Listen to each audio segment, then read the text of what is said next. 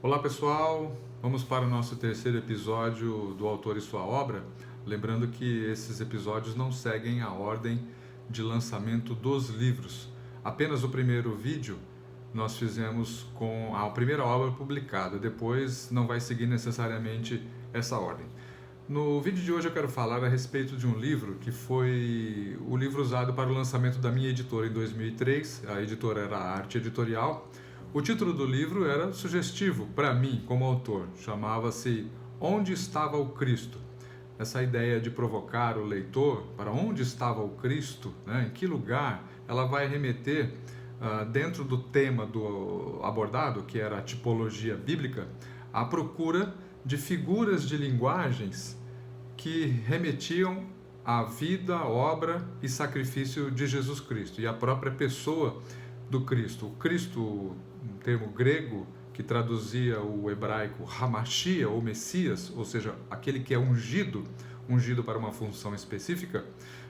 Cristo, então, no cristianismo tem a ideia daquele homem, o ser humano, para nós acreditamos ser um personagem histórico, real, que foi ungido para uma missão, cumprindo assim aquilo que foi predito pelo profeta Isaías, né?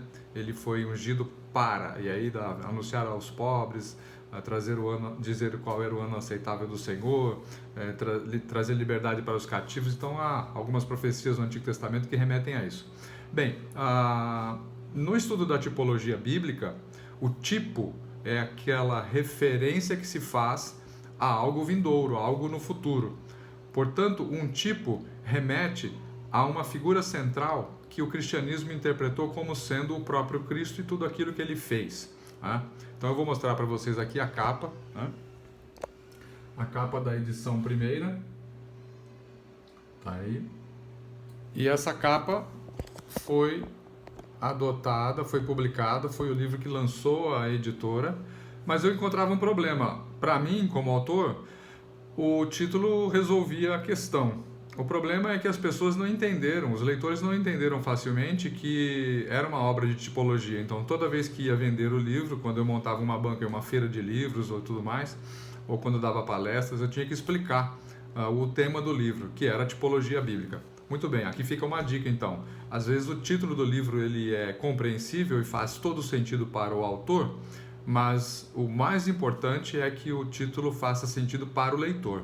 Então, às vezes as editoras sugerem trocar o nome, não é porque elas são chatas e querem interferir na obra do autor, é porque elas entendem melhor a linguagem do comprador, do leitor, e portanto fazem essas sugestões. Bem, quando eu encerrei a editora no ano 2015, essa obra e outras obras minhas eu encaminhei para outras editoras. Agora o livro já está na sua sexta edição, né? Em 2018 ele entrou na sexta edição e agora em 2020 ganhou uma nova reimpressão e já com um título novo. Ele chama-se agora Introdução ao Estudo da Tipologia Bíblica. Esta é a capa que está publicada desde 2016 pela Geográfica Editora. O livro tem o prefácio do professor Luiz Saião, que é um biblista bem conhecido do Brasil, dos brasileiros, e tem também um endosso do pastor e teólogo Josias de Campos, da Assembleia de Deus em Rude Ramos.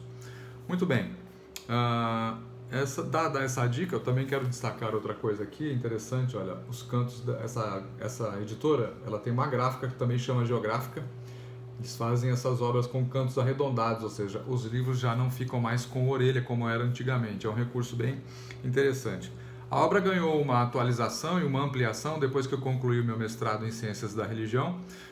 Eu havia feito 3 viagens a Israel, visitei vários locais, vários sítios ali, tirei fotos, então eu acabei atualizando a obra com um novo entendimento que eu havia tido dos estudos que fiz, da pesquisa que fiz no mestrado, e incluí essas fotos e dicas bem interessantes. O livro acabou se tornando uma referência. Graças a Deus tem sido bem recebido pelas pessoas, adotado em alguns seminários e estudos no Brasil. Bem, eu quero então ler um trecho aqui, porque na tipologia há, segundo se estima, eu não fiz a contagem, mas alguns autores mencionam que há mais de 400 tipos proféticos no Antigo Testamento que se cumprem na pessoa de Jesus.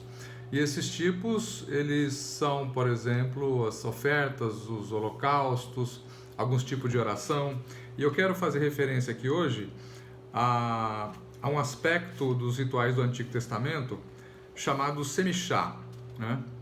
Diz assim, sobre a imposição das mãos sobre a cabeça da vítima. Todos sabem que os sacrifícios antigos de Israel envolviam a morte de animais, e o sacrificador, a pessoa arrependida, ela impunha suas mãos sobre a cabeça de um animal, equivalente ao pecado cometido, conforme estava no texto do Levítico, que eram as leis cerimoniais do Antigo Testamento.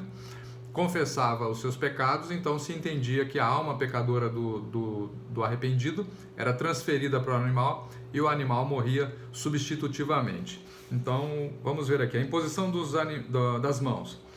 No hebraico, a semichá, pôr as mãos sobre o animal antes de sacrificá-lo, significava o mesmo que transmitir a alma do pecador ao animal através da imposição das mãos. Aí eu menciono o texto de Levíticos 16, 21, que é o que dá a base para isso. Desse modo, o sangue derramado do animal substituía a alma do dono do sacrifício, como se ele próprio fosse sacrificado. Não se transmitia apenas a alma pecadora aos animais a serem sacrificados. Moisés transmitiu o seu espírito de sabedoria a Josué, pondo sobre ele as suas mãos, conforme Deuteronômio 34, versículo 9. A expressão ter a alma na palma da mão foi repetida várias vezes na Bíblia e tinha o sentido de uma vida que corria o risco de morte. Aí eu cito alguns textos bíblicos que apoiam essa ideia. Em Juízes, 1 Samuel e Jó. Ou a minha alma está na minha mão sempre, ou na palma da minha mão sempre, dependendo da tradução que você recorre. Salmo 119, versículo 109. A ideia, portanto, de ter a alma na palma da mão é que ao impor as mãos sobre a cabeça da vítima, a alma era transmitida e essa vítima morria substitutivamente. Então, há aí, segundo a leitura que nós cristãos fazemos, um tipo de Cristo substituindo o pecador. E aí, nesse sentido, ao se colocar a coroa de espinhos na cabeça de Jesus, conforme narram os evangelhos, estava subentendida a humanidade colocando sobre a cabeça de Jesus as suas mãos e transmitindo para ele o seu pecado, e ele, indo morrer na cruz, substituiu o pecador nesse sacrifício que era exigido por Deus. Afinal de contas, tanto o Levítico como o profeta Ezequiel dizem que a alma que pecar, essa morrerá. Não era possível matar a humanidade toda. Então, qual foi o recurso utilizado por Deus? Um recurso pedagógico. Institui-se o sacrifício para que no futuro venha um sacrifício mais pleno e completo, que era o Filho de Deus morrendo em lugar dos pecadores. E aí nós encontramos um outro tipo bem interessante. Quando Abraão, indo ao Monte Moriá sacrificar Isaac, foi interrompido pelo anjo que disse: não faças tal, não sacrifica o menino, né? Agora eu sei que você teme a mim. Olhe atrás do arbusto, as palavras foram mais ou menos essas, né? Olhe atrás do arbusto, há um cordeiro, sacrifica o cordeiro no lugar de Isaac. Futuramente, quando Jesus entrou na fila para ser batizado por João Batista olhou para Jesus e disse: eis o Cordeiro de Deus que tira o pecado do mundo. Então, de onde vem essa figura de cordeiro? O que é que significa essa expressão cordeiro? João estava olhando para um homem. Essa figura vem do Antigo Testamento. No Antigo Testamento, então, mostra o cordeiro como substituto do pecador. Isso apontava para um sacrifício mais completo, mais amplo e definitivo.